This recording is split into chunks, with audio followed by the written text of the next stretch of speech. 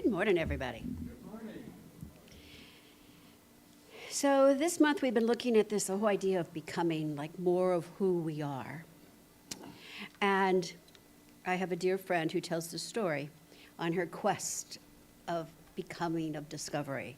She goes to this beautiful spiritual retreat. You know, one of those, it's 3 days of meditation and soft music and connection, deep insight, all of those wonderful things. She's just glowing and peaceful, and she's absolutely just radiant and so thrilled about life. So she gets ready to leave. She gets in her car. Such a glorious time, she's thinking, and she pulls onto the freeway, and within 5 minutes, somebody cuts her off, and she finds herself yelling, "What is wrong with you?" She claims that she pauses and says, "Wow, that didn't last very long." And isn't that true? You know, I think it's true for all of us. We just, we're doing our own thing and we're on our own lane and all is going well. And then one little thing can sort of like just take us completely and totally off our balance. It's easy to love and appreciate and feel joy and peace when we're in our own groove. But today I want to look at this idea of love as a spiritual commitment. A spiritual commitment where it shows up when we're in traffic and we're in conversations and we're in misunderstandings and we're working with people who don't think the way we think or believe in what we believe. You know, those moments that can be, it's so much easier not to be kind. So the question I want to look at today is not, do I believe in love? Do we believe in love? We all believe in love, I think. The question is really, do we practice it as a spiritual commitment? And this is where the work of Byron Katie, anybody here familiar with Byron Katie's work?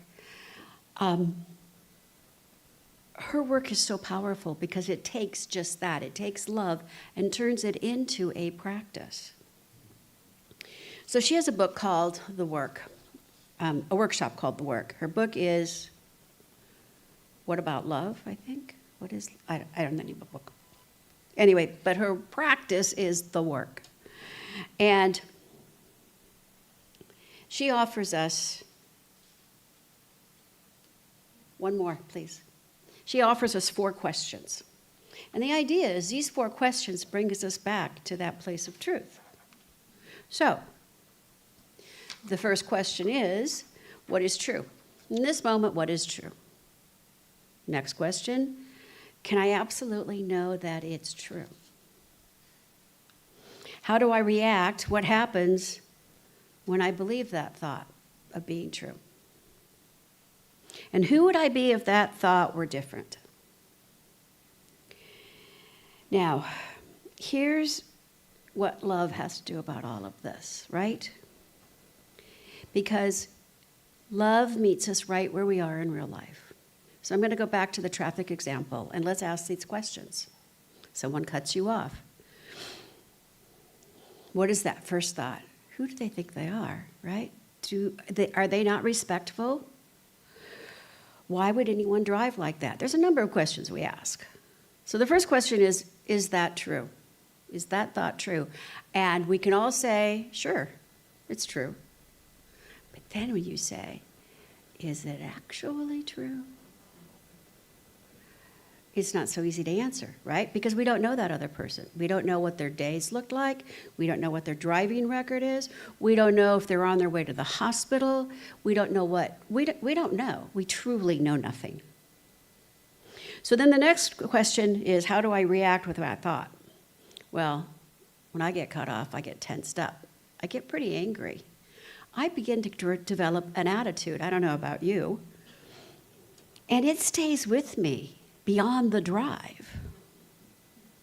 So the most important question is, who would I be without that thought? Maybe I'd just be driving. Maybe I would say, bravo for being so aware and being able to drive so defensively. There's a lot of kind things that could unfold for me. Same situation, completely different experience. Because the moment we question a thought, we create a space for love to show up, for spirit to show up. We take that beat and let the truth show up. Because most of the time, what blocks love is not that person that cut us off. It's not that. It's that story we make up in our head. Byron Katie says, when you argue with reality, you lose, but only 100% of the time. And why do we lose? Because we've created our own reality. And then we start to argue with the reality, right? Like, this shouldn't be happening. Things shouldn't be unfolding like this. They shouldn't act this way. They shouldn't make me feel like this. Anybody ask those questions? Make those statements of truth? But yet, it is happening. So it is true. They are making you feel like that, right? They are acting that way. It is the truth. So, how do we practice love?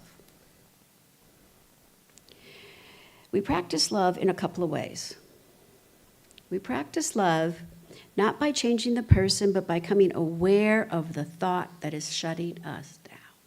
Becoming aware of that reality that we are now creating that is taking away our bliss. And we do that gently because we're not trying to make ourselves wrong. We're not trying to make ourselves correct. We're just trying to be free in who we are. Because love is something that we don't have to force. It's just who we naturally are when we take a beat and allow there be space. Because when we take that beat, what happens is things start to soften a little bit. The sting is gone. We are no longer rushing to judgment. We're no longer making a story. We're starting to get to that place where we can be present in the moment without the story. Because if we're present, we don't need a story. We just need to breathe. So today, I want to wrap us up with this idea of becoming present. Because we've talked about vulnerability, taking away the mask, right? We've talked about being quiet, silence, taking away all the noise and the crazy of the world. So today, I want to talk about taking away the stories so that we can suit up and show up and be more love. Because when we're being present, we're not adding anything.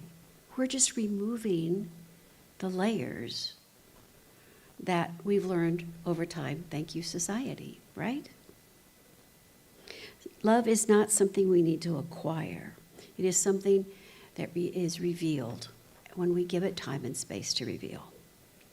When we become more aware, more present, and more willing, we naturally allow ourselves, it just sort of naturally happens that we become more loving. Love as a sacred path to our own awakening. How powerful is that? And how easy? Not. So today I want to look at that. I want to look at the idea of love is more than a feeling. It's actually a practice. I want to look at what blocks us from opening up to love at a given moment, and then how love is really the way we truly do become present, how we become more of who we really are. So, love is not something that happens to us. We don't fall in love. We really don't. Falling in love is just acknowledging the feeling towards a given thing or person or situation or whatever, right? It's just opening it up. But love itself goes far beyond just feelings. and beyond emotion. Love isn't really dependent on a mood or on a condition or on a person. Love is a conscious choice just to suit up and show up as who we are, without the stories, without the judgment, without the opinions. Love is what happens when we take time to listen rather than react. Love is what happens when we start being willing to forgive instead of holding on. Love is what happens when we stay present and attuned and awake versus retreating into our own heads on what we're going to say next. Ernest Holmes. Infinite love harmonizes man's entire being. It's who we are. It is who we are. And I love those, Kate, the works questions, because that question of, is it true? Is it true? What we're thinking, the stories that we've got around it, it's never true. It is only our interpretation of reality. Eckhart Tolle, whenever you are able to observe your thoughts, you are no longer trapped in them. Don't you love that idea? In that space, that is the space where love has room to grow, has room to say, I'm here, you're okay, it's all okay. So a question, an invitation actually, where in your life are you believing a thought that is limiting your ability to love? A thought, an opinion, a judgment, whatever you want to call it. Because that's not serving us. It's not serving you. It's not serving your family. It's not serving your world. Because those blocks, they limit our ability to open up and to be who we are by divine nature. We're love. Love is who we are. It is what we naturally come into this world as. Look at any toddler, infant, and you can see that pure love. But over time, we've learned to protect ourselves, right? There's old wounds, and there's judgments, and there's expectations. There's that lovely idea of not enough. Then there's that fear of losing something or being rejected. And slowly, our heart starts to close. And we forget who we are.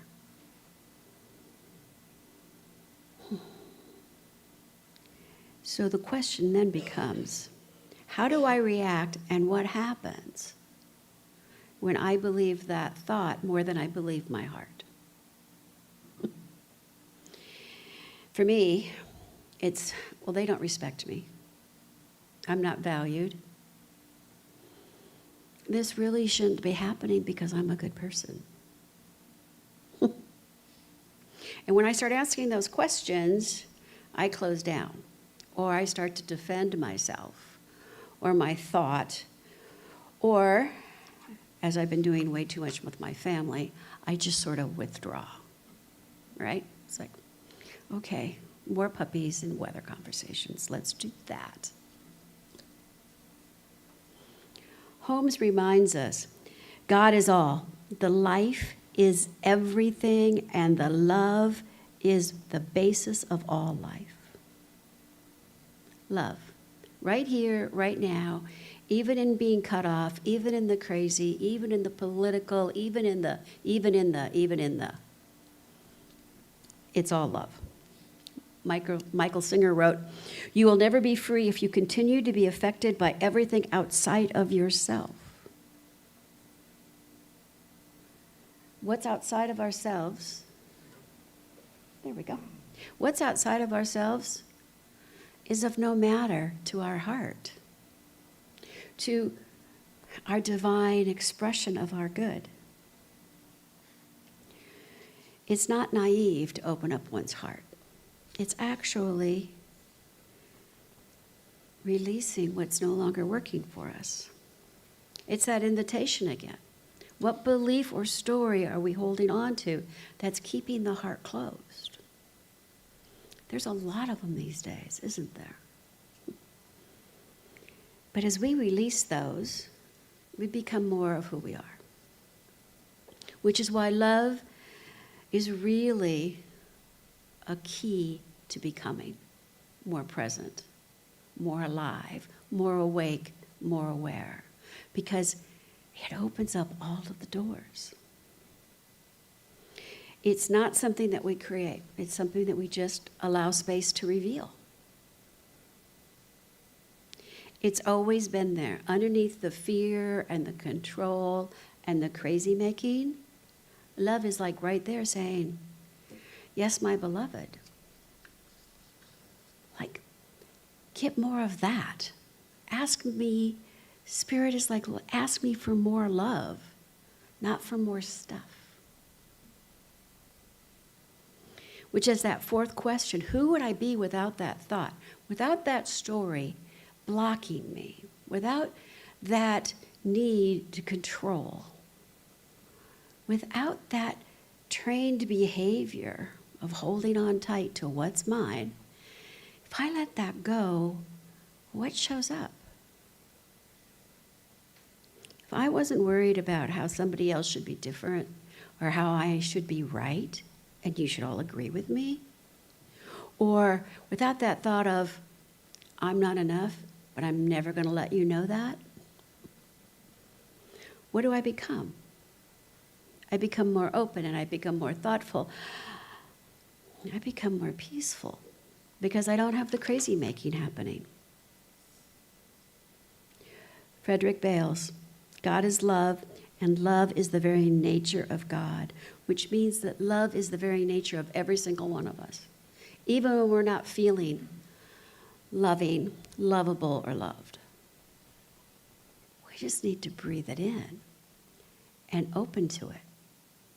Ram Dass, we are all just walking each other home. And isn't that the truth?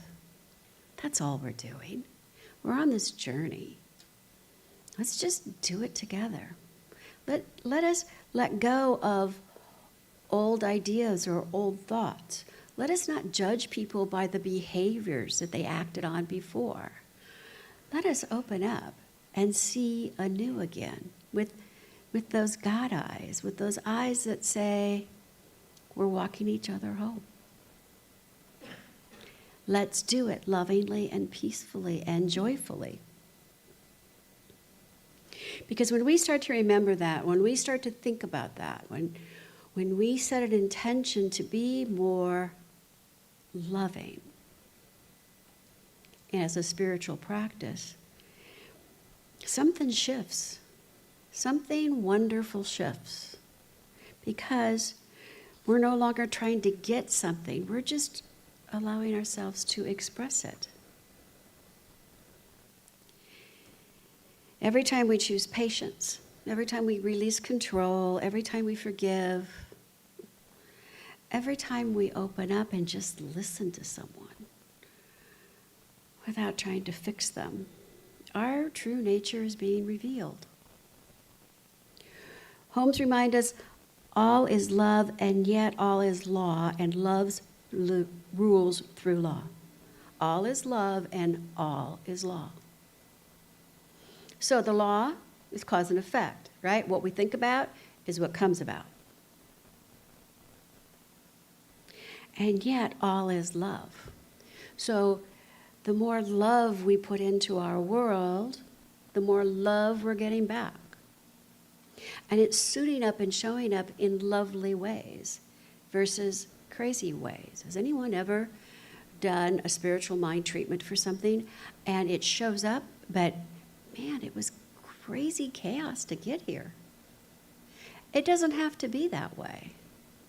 Because when we make that request from a place of not only knowing, but from a place of love, it gets to come about in a loving way.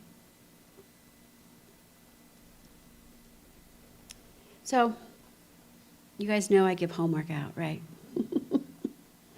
So here's the question I invite you to ponder.